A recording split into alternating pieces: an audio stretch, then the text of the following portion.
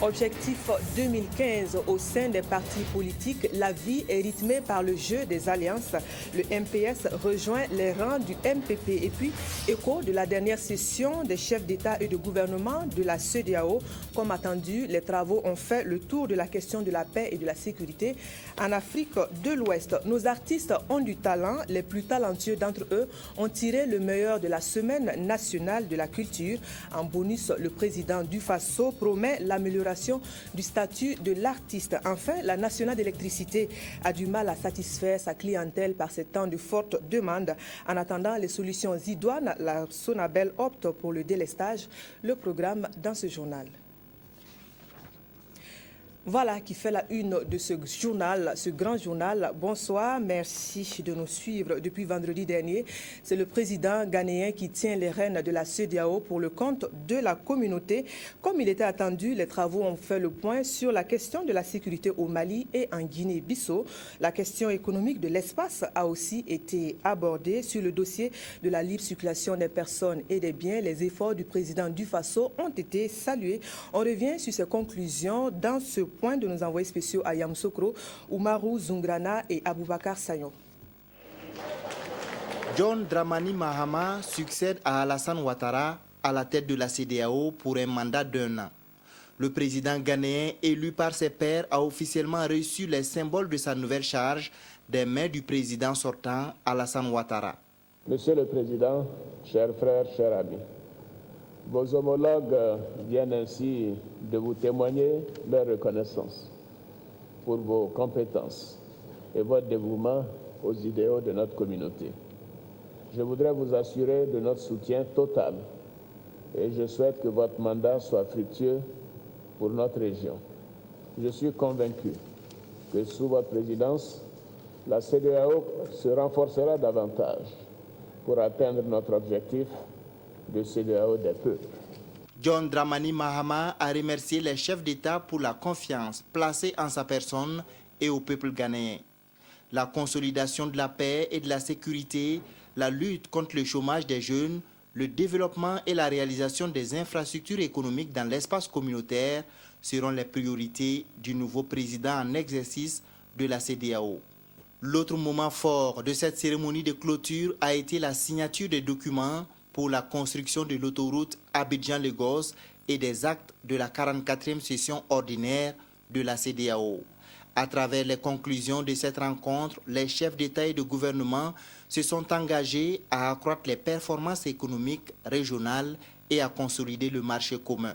La conférence réitère ses décisions du sommet de Dakar sur le tarif extérieur commun de la CEDEAO. Elle salue à cet égard les mesures déjà engagées pour le renforcement de la stratégie industrielle, l'harmonisation des politiques commerciales, la mise en place d'un programme de transition fiscale et la pleine application par tous les États membres du schéma de libéralisation des échanges. La conférence félicite son Excellence Blaise Compaoré, président du Burkina Faso, pour son rôle d'impulsion de la libre circulation des personnes et des biens.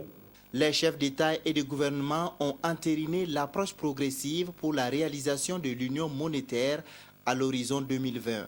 Ils ont aussi validé les conclusions de l'accord de partenariat avec l'Union européenne, même s'il reste des questions techniques à résoudre. Les dirigeants des 15 États ont noté avec satisfaction la consolidation des processus de transition, notamment au Mali et en Guinée-Bissau, non sans mentionner leur attachement à la promotion et à la défense des valeurs et principes de bonne gouvernance et de démocratie. Dans la perspective des importantes élections prévues en 2015 au Burkina Faso, en Côte d'Ivoire, en Guinée, au Nigeria et au Togo, la conférence exprime sa ferme détermination à contribuer à ce que ces scrutins se tiennent dans un environnement paisible, consensuel et en conformité avec les normes régionales. La conférence a condamné les atrocités perpétrées par les réseaux criminels et terroristes au nord du Mali et du Nigeria et a dit sa détermination à les combattre. Après Yamoussoukro, c'est à Abuja, au Nigeria, que les 15 se retrouveront pour leur 45e session ordinaire. Vous l'avez suivi, l'un des points en question aura été la sécurité au Mali. C'est le Burkina qui était en charge de la médiation pour la sortie de crise, un dossier que Ouagadougou a conduit jusqu'à la signature de l'accord cadre. À présent, les autorités maliennes souhaitent voir la suite des négociations avec le Nord confiées au Maroc ou à l'Algérie. Sur le sujet, écoutez plutôt la réaction du président de la commission de la CEDEAO. La CEDEAO considère que la transition au Mali est achevée dès lors que le pays dispose d'autorités légitimes élues démocratiquement. Il appartient à ces autorités légitimes d'engager toutes les actions devant mener à la paix et à la réconciliation nationale. Bien sûr, la CEDEAO est là pour leur apporter le soutien, aussi bien que tout autre intervenant auquel ce pays pourra faire appel. La position de la CEDEAO, c'est donc d'être toujours disponible aux côtés du Mali pour l'aider dans le dialogue national, mais la conférence a renouvelé sa confiance au président Blaise Compaoré et l'a remercié pour toutes les actions qu'il a entreprises dans cette crise malienne, et la CEDEAO demeure saisie aux côtés des autorités maliennes pour les assister dans toutes les questions pour lesquelles elles pourraient avoir besoin de l'aide de la CEDEAO. Voilà le point de vue du président de la commission de la CEDEAO au micro de nos envoyés spéciaux Oumarou Zungrana et Aboubakar Sagnon. On revient au Faso pour écouter les dernières notes de la Semaine nationale de la culture. La biennale, comme vous le savez, a refermé ses portes hier à Sia. C'est la nuit des lauréats qui a officiellement clos la manifestation. Cette cérémonie, il faut le rappeler, est la tribune des lauréats, des artistes primés. En tout, 8 groupes d'artistes lauréats ont démontré qu'ils n'avaient pas volé leur mérite. On revient sur les moments forts de la rencontre avec Amadou Lougué. 8 groupes d'artistes ont tenu en haleine le public dans la salle de la Maison de la Culture. Tous lauréats de la 17e édition de la Semaine nationale de la culture, chaque groupe a voulu à l'occasion de cette soirée démontrer encore qu'il mérite bien son prix.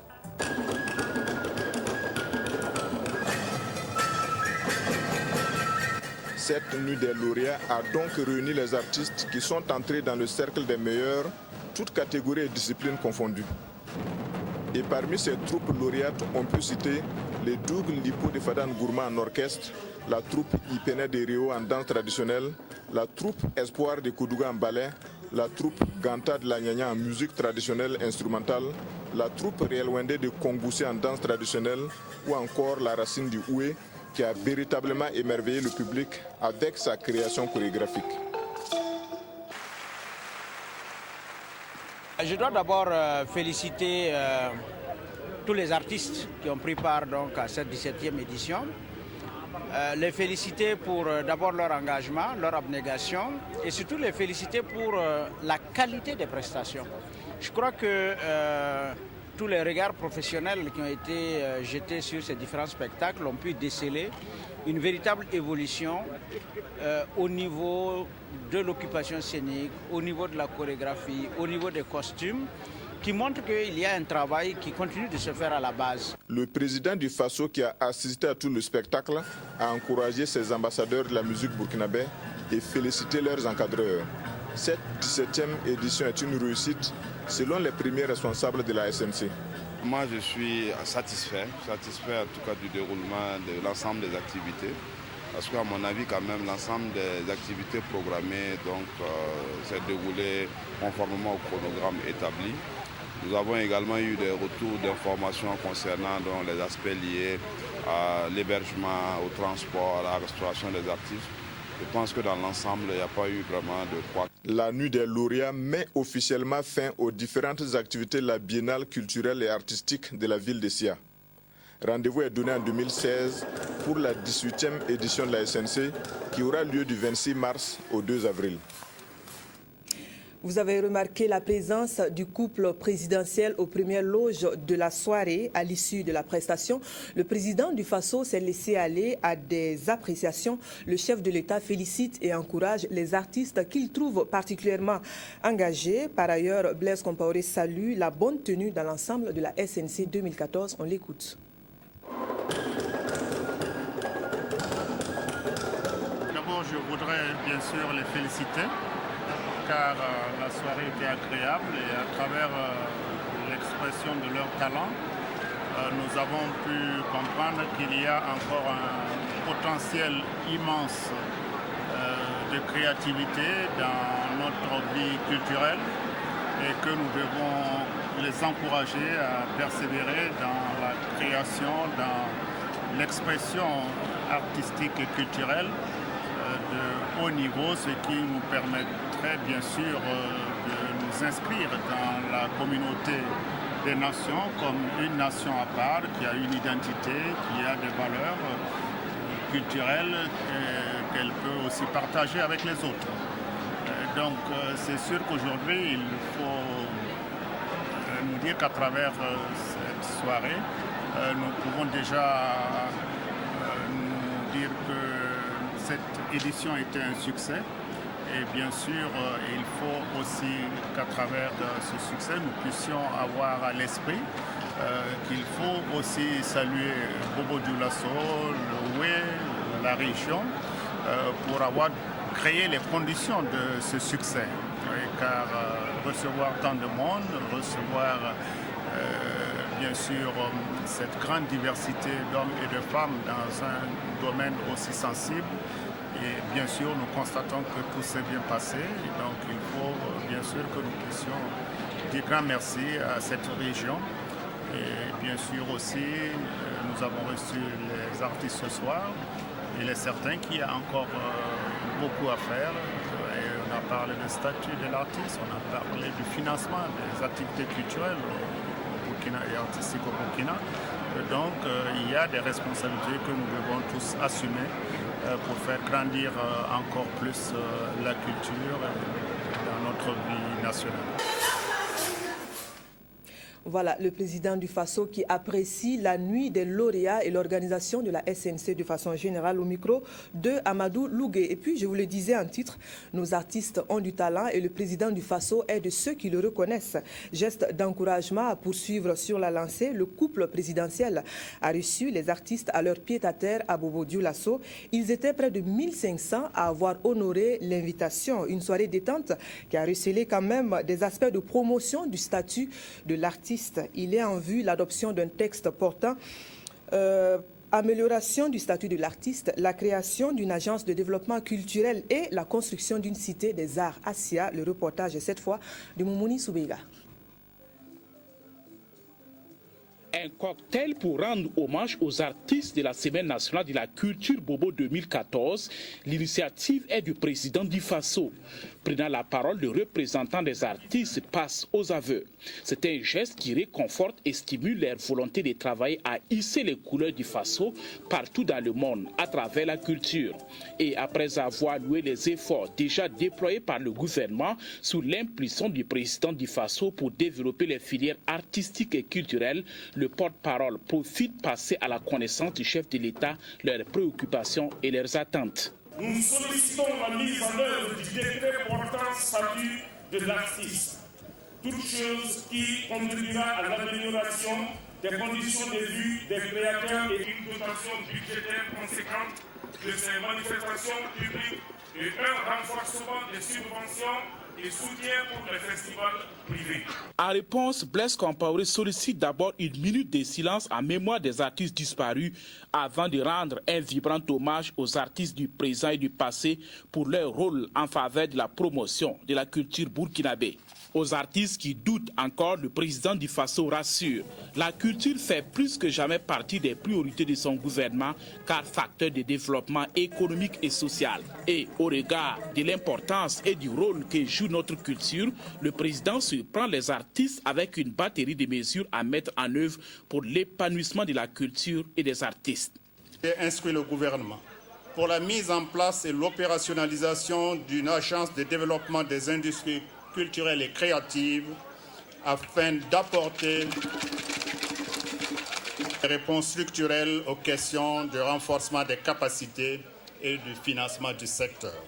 Le gouvernement entamera à Bobo Dioulasso, dès 2015, la construction d'une cité des arts, cité qui à terme apportera une solution durable à l'épineuse question de l'hébergement des artistes participant à la Semaine nationale de la culture.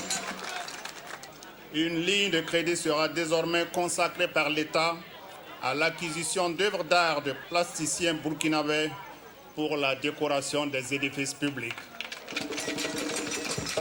Concernant le statut de l'artiste, j'ai instruit le gouvernement pour sa mise en œuvre effective dès cette année, afin d'offrir de meilleures conditions de vie et de travail aux artistes burkinabés.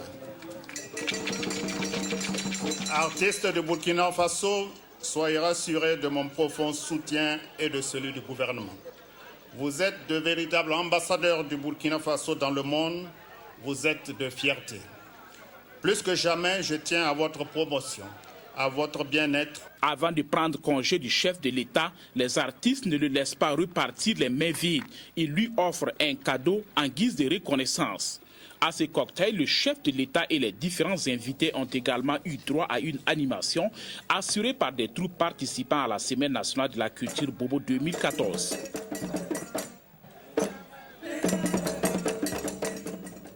Voilà la fête de la culture nationale qui s'est donc prolongée jusque chez le président du Faso. Et puis, ce communiqué pour continuer, le président Blaise Compaoré va participer au 4e sommet Union européenne-Afrique qui a lieu à Bruxelles du 30 mars au 3 avril 2014. Réunis autour de la thématique investie dans les personnes pour la prospérité et pour la paix, les dirigeants européens et africains échangeront sur l'approfondissement de la coopération entre les deux continents, notamment dans des secteurs touchant les jeunes, l'éducation, la formation, la paix, la sécurité, les investissements, les changements climatiques et les migrations des populations. Des échanges francs et ouverts sur ces sujets d'intérêt commun pour les deux continents aboutiront à l'adoption d'une déclaration politique couvrant l'essentiel des relations de partenariat entre l'Union européenne et l'Afrique. Le sommet de Bruxelles va offrir aussi l'opportunité de jeter un nouveau regard sur le partenariat Union européenne-Afrique et d'étudier de nouveaux domaines de coopération future.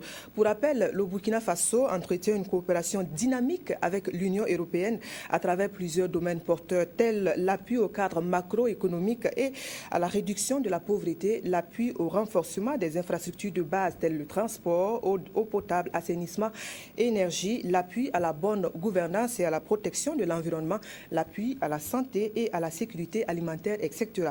Le sommet de Bruxelles se tient dans un contexte où les deux continents ont subi d'importantes transformations tant au plan politique qu'économique. Cependant, les défis en matière de paix et de sécurité continuent de peser lourdement sur les efforts entrepris sur le continent africain. C'est un communiqué signé le directeur de la communication de la présidence du Faso, El Hadj Ibrahima Sakandé. La suite du journal, vous avez dû le constater, la nationale d'électricité connaît en ce moment des difficultés dans la fourniture d'énergie. Des difficultés constatées surtout pour les grandes villes telles Ouagadougou et Bobo Dioulasso. Les responsables de la Sonabel mettent en cause les pannes techniques, les retards dans la réhabilitation de certains équipements et aussi la forte consommation en électricité par cette période de chaleur au Burkina. En attendant de trouver les solutions qu'il faut, la Sonabel opte pour des délestages dont le programme vous est présenté par Bouma Ernest Nibi. Les villes de Ouagadougou et de Bobo Dioulasso connaissent actuellement des coupures répétées d'électricité. C'est cette situation que le premier responsable de la Sonabel et ses collaborateurs ont expliqué au cours de ce point de presse. Cette situation est due à un certain nombre de problèmes rencontrés et qui sont la cause des difficultés vécues au cours des derniers jours dans la fourniture d'électricité. Ces problèmes sont essentiellement des pannes techniques enregistrées au cours de la première et de la deuxième semaine du mois de mars sur des groupes importants du parc de production. Et deuxièmement, un retard dans l'exécution des travaux de réhabilitation de certains groupes dû à des livraisons tardives de pièces de rechange. Et enfin, un décalage enregistré dans l'entrée en service effective des nouveaux groupes de la troisième tranche de Komsilga. Face à cette insuffisance d'énergie à cette période de chaleur, la nationale de l'électricité procède à des délestages en attendant de trouver des solutions à la situation. Le délestage intervient donc quand la demande est supérieure à l'offre. Le principe du délestage repose sur la priorisation des clients.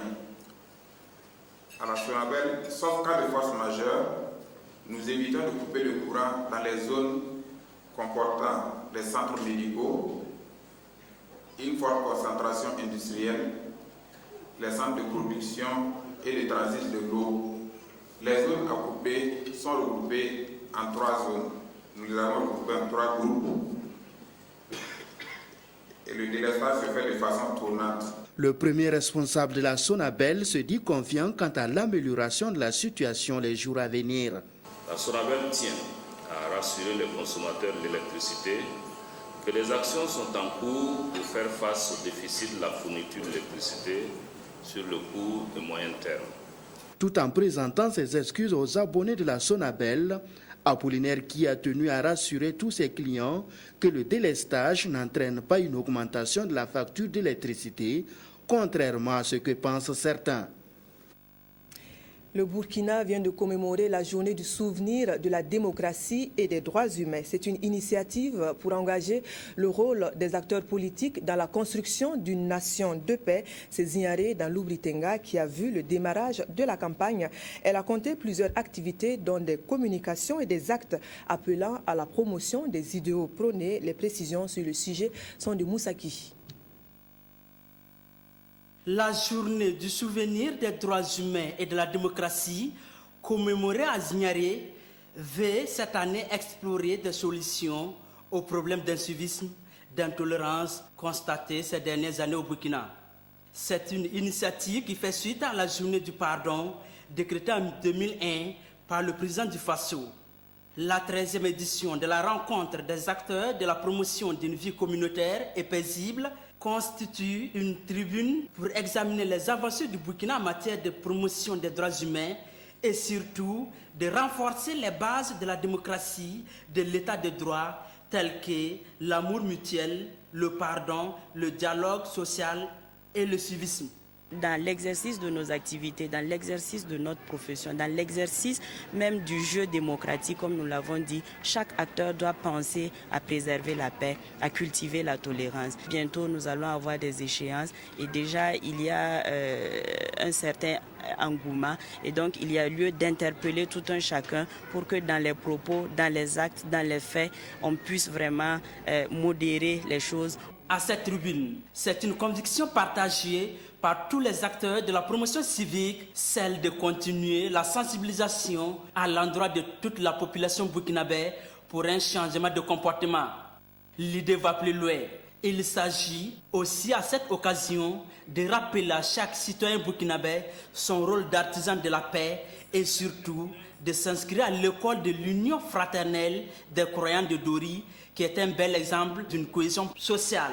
C'est une association, une organisation qui milite depuis 1969 pour la convivence pacifique entre musulmans, chrétiens, qui s'engage sur le terrain de l'action sociale. Les bases de la paix et de la tolérance, je pense que c'est la compréhension mutuelle et l'amour de l'autre. Il faut beaucoup de compréhension et beaucoup d'amour fraternel, mais bien sûr la justice sociale aussi. La journée du souvenir des droits humains et de la démocratie a été aussi marquée par des communications et des offices religieux. Le ministre des droits humains et de la promotion civique et les autorités régionales se sont rendus à la mosquée de Zignaré. L'occasion de demander aux fidèles musulmans d'implorer Allah pour la paix au Burkina Faso. Et puis, la grande page politique de ce journal, le Parti de l'indépendance, du travail et de la justice a officiellement repris du service. Le parti vient d'effectuer sa rentrée politique sous le signe de l'engagement pour la paix au Faso. Sur les questions d'actualité au sein de la classe politique de notre pays en ce moment, le parti se prononce. Il soutient la mise en place du Sénat avant de proposer d'autres pistes de solutions pour une issue apaisée à l'issue de 2015. Le point de Zalissa Sanfo. Pour cette rentrée politique du PITC, le Parti de l'indépendance, du travail et de la justice, c'est un cours sur 50 ans de l'histoire politique burkinabé qui a été livré à la presse. Un cours qui a permis au parti de justifier son choix de proposition de réforme pour la paix au Burkina Faso. Le parti demande la dissolution du gouvernement pour la mise en place d'un gouvernement de transition qui exclut tous les représentants des partis politiques. Aussi, il réclame la relecture du code électoral pour l'expurger des dispositions contraires à la Constitution. Le PITJ propose enfin la mise en place du Sénat. On a reconnu que les gens ne voulaient pas du Sénat parce qu'ils pensaient que si le Sénat mis en place, on profiterait de ça pour faire une révision de l'article 37 par la voie parlementaire. Mais aujourd'hui, ce danger est écarté. Mais le Sénat est dans la Constitution et c'est une institution à mettre en place. Ce n'est pas parce que c'est Blaise, ce n'est pas parce que c'est le Burkina. Donc, mettons cette institution en place pour cette raison. La deuxième raison, c'est que tu as besoin que le Sénat soit mis en place pour renouveler le Conseil constitutionnel, tout ce dont les mandats sont terminés. Pour Souman Touré et les partisans du PITJ, avant de parler des candidatures, les partis politiques feraient mieux de parler d'élections apaisées. Le Parti de l'indépendance, du travail et de la justice est convaincu que la consolidation de la paix et de la démocratie passe par la prise en compte de toutes ces recommandations. En vue de 2015, toujours, le jeu des alliances se poursuit. Le MPS, le mouvement du peuple pour le socialisme du Dr Paré, vient de fusionner avec le MPP, le mouvement du peuple pour le progrès. La décision a été prise ce week-end lors d'un congrès extraordinaire du parti. Les précisions sur le sujet sont de Jacques Lamissa Tarbaga. Après 3 tentatives de regroupement manquées, le mouvement du peuple pour le socialisme parti fédéral fait une fusion totale avec le MPP, le mouvement du peuple pour le progrès. Une résolution prise samedi au congrès extraordinaire du parti à Ouagadougou. Le souci permanent du MPS parti fédéral de trouver une avant-garde solide à la lutte de notre peuple, fort de sa volonté permanente de travailler à l'union des forces du grand socialisme, fort également de la volonté du peuple à lutter pour la réalisation nationale en 2015, notre parti a décidé, conformément à ses textes fondamentaux, notamment le titre 8, articles 51, 52 et 53 de son statut, de fusionner avec le mouvement du peuple pour le progrès, MPP. Le MPS, parti fédéral du docteur Pargui Emile Paré, disparaît ainsi de la scène politique au profit du MPP. Pour le président, il s'agit également d'une fusion des idéologies. Le MPP a choisi la voie social-démocrate de développement, donc qui est une voie socialiste sous une autre forme. Et le MPP s'est engagé dans la lutte démocratique pour l'alternance 2015. Mais je ne vois pas de divergence de fond, de ligne, de programme avec le MPP. Le MPS, parti fédéral, a participé à la vie politique nationale pendant une dizaine d'années. Et cette fois, le parti pense avoir fait le bon choix pour, dit-il, briser le manque d'alternance au Burkina Faso. La Fédération pour la paix et le progrès avec Blaise Compaoré, elle, réaffirme son soutien inconditionnel au président du Faso. La cérémonie a vu la participation de plusieurs figures de proue de l'association. Les interventions ont appelé à la candidature du président du Faso à l'issue de son mandat en 2015. C'est à Koudougou, dans le Boulkemde, que les membres de la fédération se sont retrouvés. Le point est de Isaïe Parkouda. Ils sont venus de tous les horizons de la région du Centre-Ouest. Ces militants et sympathisants de la Fédération associative pour la paix avec Blaise Compaoré pour témoigner de la solidarité au président du Faso. Du message des jeunes et des anciens au message des femmes et des chefs coutumiers en passant par celui des leaders du mouvement, le contenu est resté le même. Se mobiliser autour du programme du chef de l'État pour une consolidation de la paix au Burkina Faso. Nous avons exprimé notre souhait depuis pratiquement près de 2 ans, c'est de voir modifier l'article 37 de la Constitution pour permettre au président Blaise Compaoré de se présenter en 2015 aux élections présidentielles. Il y a un camp qui ne veut pas la révision de l'article 37, il y a un autre camp qui veut la révision de l'article 37. Alors nous demandons au peuple de se prononcer par rapport à cette question. Nous avons également demandé la mise en place du Sénat qui est inscrit dans la Constitution. Cette mobilisation aujourd'hui est à l'image de l'excellence de la gouvernance de ce grand homme d'État qu'est son Excellence Blaise Compaoré, et lesquels talents ont été reconnus au plan national et au-delà de nos frontières à travers ses actions en faveur de la médiation, ses actions en faveur de la résolution des crises.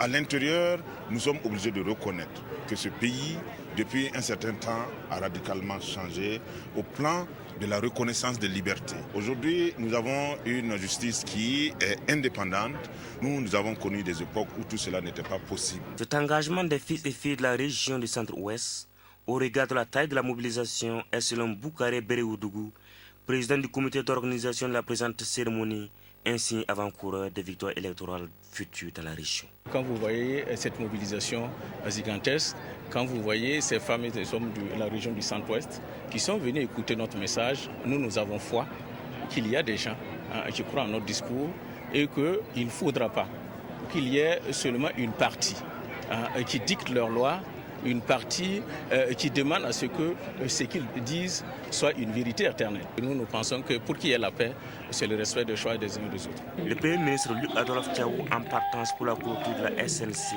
à Bobo Dioulasso, a tenu à marquer de sa présence à ce meeting. Meeting qui n'est qu'une étape pour la fédération qui entend organiser de tels événements dans d'autres localités du pays. Autre point de l'actualité en santé, l'Afrique, les Caraïbes et l'océan Indien font le diagnostic de leurs hôpitaux. C'est une initiative du réseau des hôpitaux des zones géographiques citées. La manifestation qui marque son 10e rendez-vous du genre est prévue pour le 1er avril prochain. Pour le moment, l'heure est à l'organisation. Nos équipes de reportage sont allées faire le point avec le comité mis en place à cet effet. Nicolas Zigani.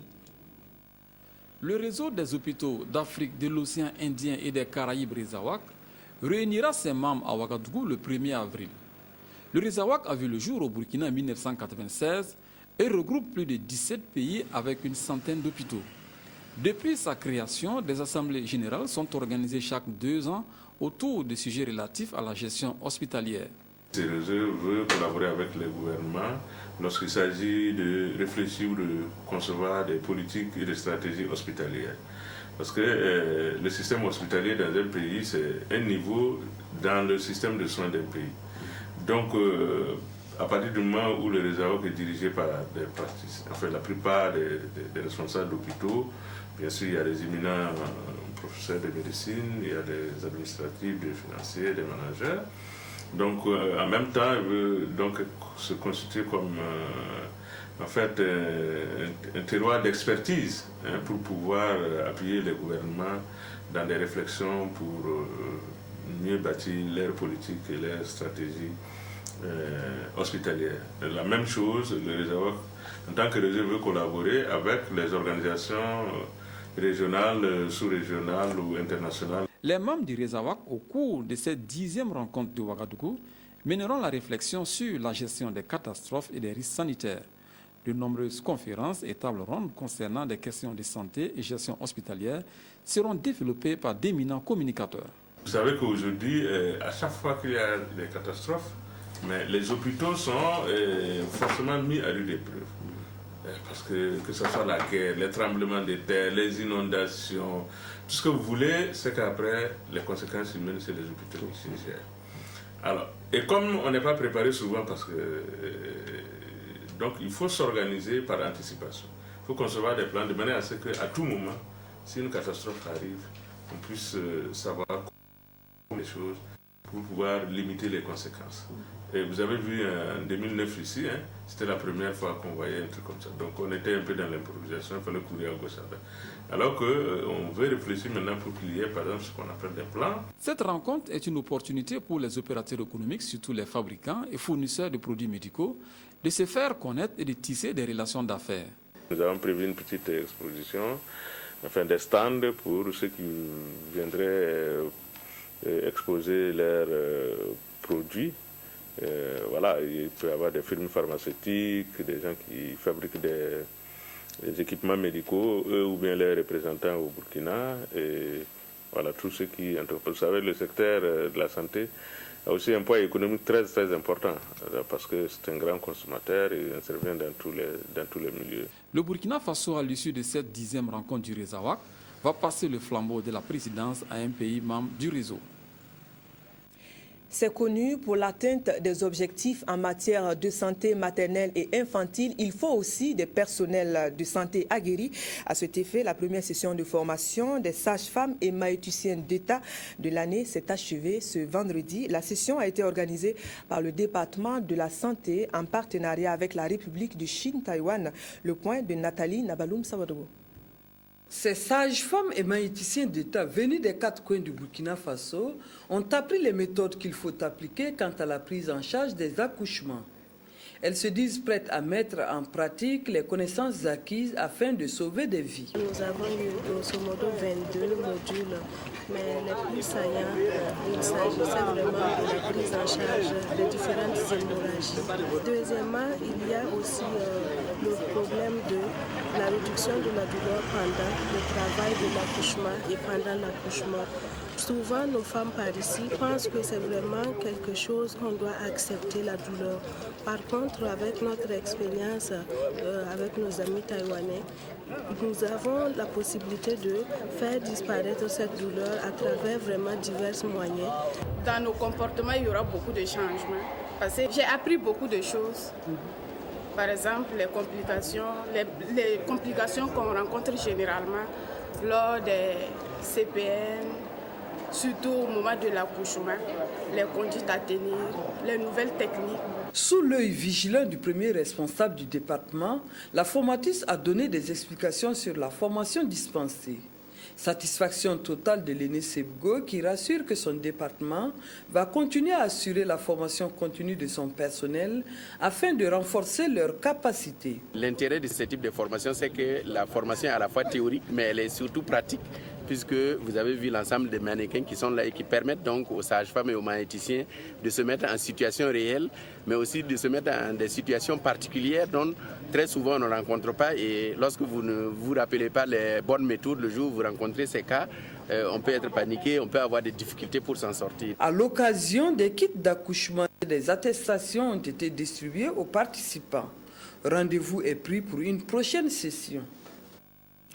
En santé toujours, on analyse la contribution des personnes handicapées au développement du Burkina. Elles feraient mieux pour peu qu'elles bénéficient de l'appui nécessaire. C'est l'appel de la semaine du jeune déficient visuel. Cette première est une initiative du Comité national des jeunes aveugles. Plus de précisions avec Yolande Lombo. Des étudiants souffrant de déficience visuelle, il y en a seulement qu'une quinzaine à l'université de Ouagadougou. Et les jeunes déficients visuels ne l'entendent pas de cette oreille, car tout comme les autres, ils veulent s'impliquer dans les politiques de développement de leur pays. La Semaine nationale du jeune déficient visuel, organisée par le Comité national des jeunes aveugles, créé en 1989, vise à faire régresser les pesanteurs socioculturelles à leur égard. Et pour mieux plaider leur cause auprès des autorités, qui mieux que ce jeune étudiant en 3e année de philosophie? Il y a d'abord le problème de manque de salles de composition, parce que nous composons en braille et il faut une salle spécifique. Alors nous sommes obligés de composer au niveau de la scolarité, ce qui peut-être nous arrange pas trop compte tenu des multiples dérangements des usagers de la scolarité. Il faudrait qu'ils allouent des fonds pour nous permettre d'acquérir notre matériel qui coûte excessivement cher, c'est-à-dire les ordinateurs équipés de synthèse vocale, afin qu'on puisse suivre efficacement les cours et que l'on puisse travailler, que l'on puisse aussi avoir, à travers les fonds qu'ils vont mettre à notre disposition, des matériaux pour pouvoir traduire nos documents. Au programme des activités de cette semaine figurent des activités sportives, artistiques, mais aussi une conférence publique et un dîner gala aux messes des officiers, au cours duquel des fonds seront collectés pour soutenir ces jeunes sur l'ensemble du territoire national. Et puis, l'offre de santé de Tanguy Dassouri prend du galon. De CSPS, la structure de santé passe à centre médical. Un changement de statut qui entraîne de fait une amélioration de l'offre sanitaire. Pour le moment, c'est un projet, mais déjà, il requiert l'accompagnement des populations. C'est le ministre en charge de la Santé qui a procédé à la pose de la première pierre de la bâtisse. Le reportage est signé de Zalissa Sanfo. Bientôt, le centre de santé et de promotion sociale CSPS de Tangandasouri deviendra un centre médical. Avec plus d'infrastructures, de matériel et de personnel qualifié, ce centre vise à relever le niveau des soins proposés dans cette commune rurale. Ce sont des bénéficiaires heureux qui s'engagent à accompagner la réalisation de ce projet.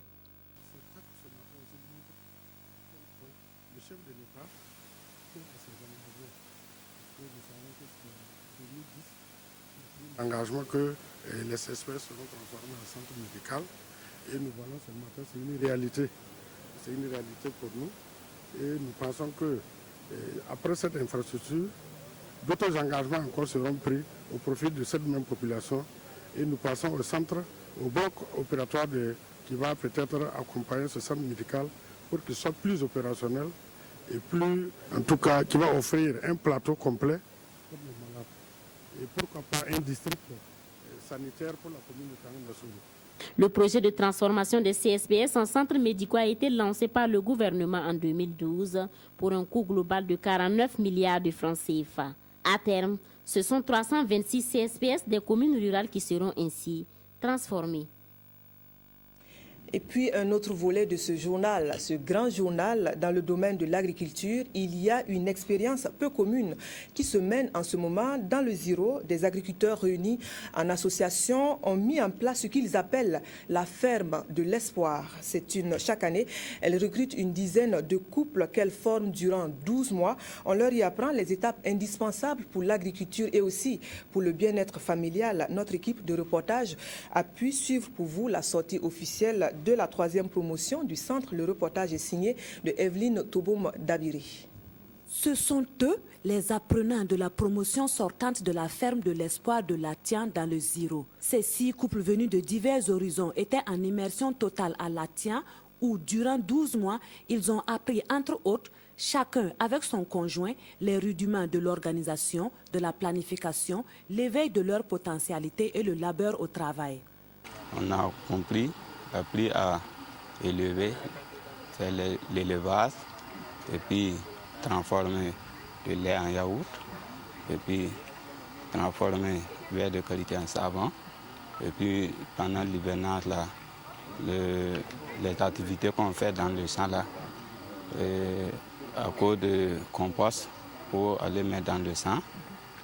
Mais ça peut gagner beaucoup de choses. Des élèves atypiques certes, mais qui ont épousé la philosophie de la ferme qui va dans le sens de la lutte pour la réduction de la pauvreté.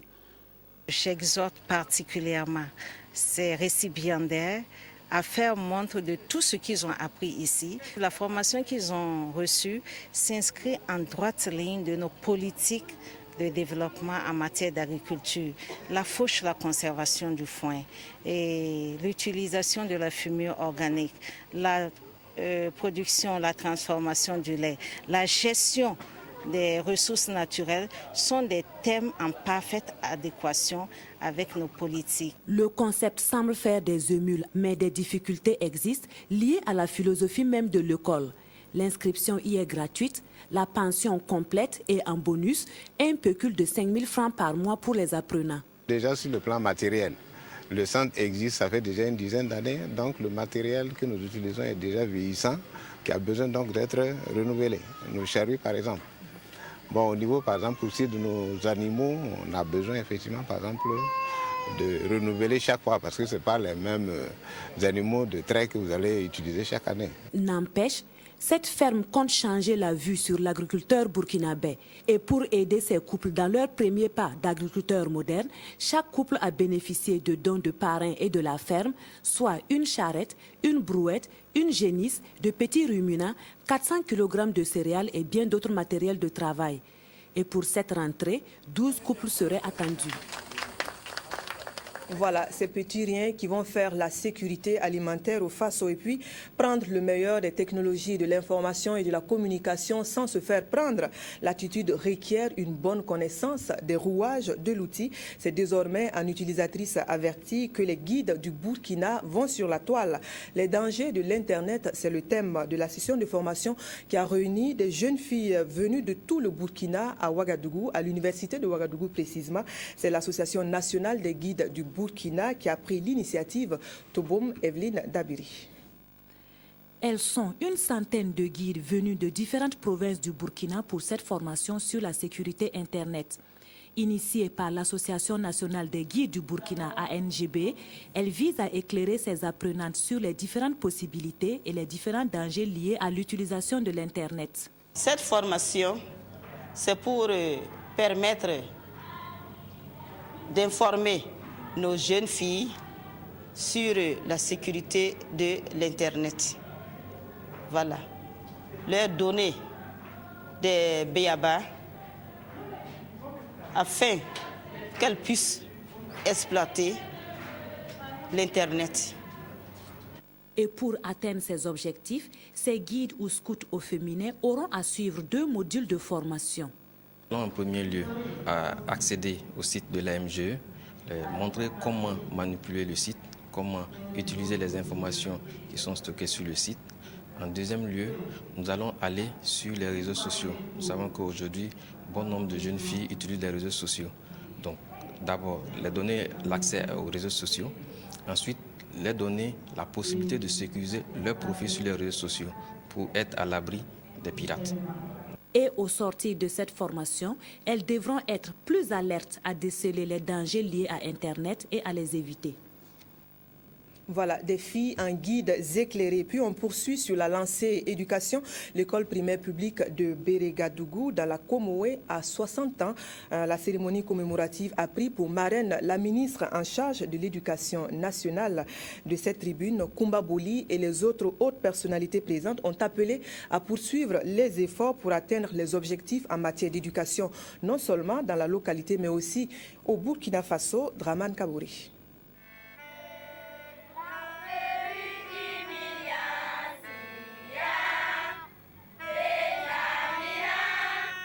1953-2014, voilà déjà plus de 60 ans que l'école A de Bérégadougou qui a contribué à forger des personnalités, des cadres de l'administration publique burkinabé existent. Des anciens, de par leurs actions, ont révélé des talents et des capacités cachées. Pour veiller à la pérennisation de ces acquis, les pionniers ont occasionné ces retrouvailles pour réfléchir et trouver des voies et moyens qui puissent permettre aux générations actuelles et futures d'étudier dans des conditions favorables.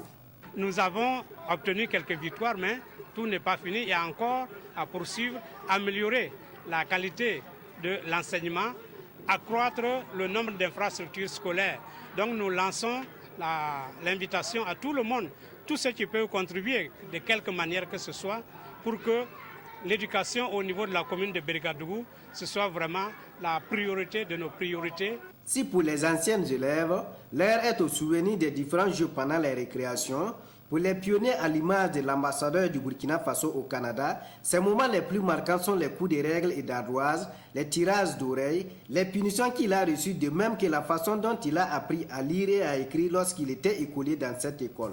En tant qu'ancien élève de cette école, le souvenir que j'ai, c'est mes premiers moments où le maître attrapa ma main pour m'apprendre à écrire. Et ces exercices-là me sont restés et marqués dans la tête.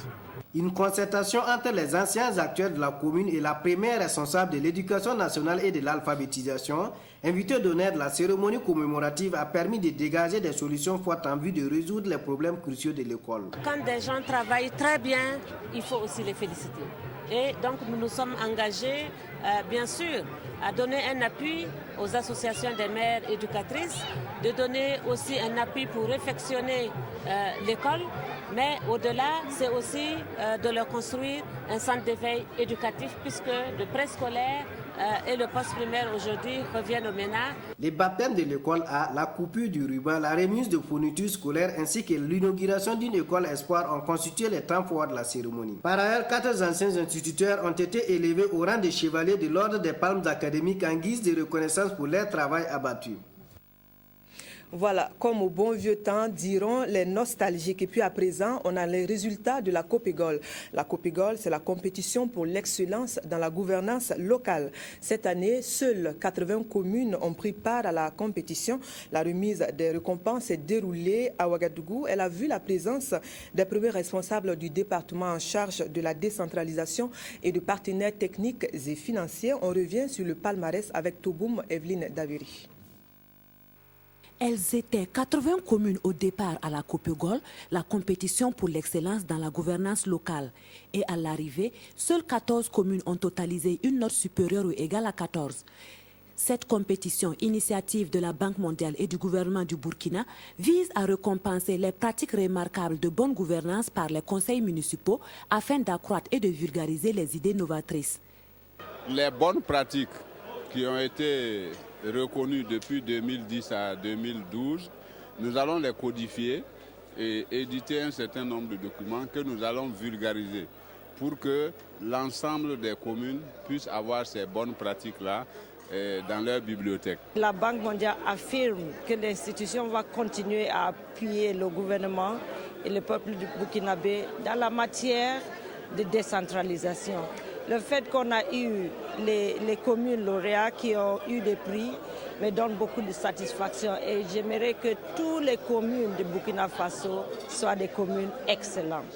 Les domaines de compétition concernent un seul aspect parmi les 5 suivants, la planification, la passation de marché, la budgétisation, le suivi, évaluation et la fourniture de services. Chaque commune rurale lauréate a emporté la somme de 5 millions de francs CFA et 12 millions de francs pour chaque commune urbaine. Ce prix nous va droit au cœur et je pense que ce prix nous invite à redoubler d'efforts en matière de bonne gouvernance. Mais les communes soumissionnaires gagneraient à maîtriser le guide de soumission. Un appel à lancer aux futurs soumissionnaires, c'est dans un premier temps de former autour du maire une petite équipe qui va bien décrire les soumissions et ensuite que les communes fassent l'effort d'exercer la maîtrise d'ouvrage. Pour cette édition donc et par ordre de mérite, Pa, Zegedin, Niou, Nouna, Diapangu, Dargo, Douna, Ramongo, Bartier-Bougou, Toessé, Begedo, Oundé, Titao et Zignare remportent la palme. Et en avant pour les soumissions à la Copegol 2014. Et puis, question de décentralisation toujours, on regarde de plus près à la prise en charge du volet assainissement par les communes. Ce n'est pas toujours gagné. À Waïguya précisément, la ville est confrontée à cette problématique. Un casse-tête pour lequel les autorités de la ville cherchent des solutions. Le gros plan sur le sujet de nos équipes du Yatenga avec Adama Ouedraogo. Des bidons et des pneus usés, des déchets plastiques, des moustiques, bref, toutes sortes d'ordures. C'est le spectacle qui s'offre dans le canal qui traverse les secteurs 6, 7 et 8 de la ville de Waïguya. D'une longueur de plus de 3 km, ce canal existe il y a plus de 60 ans.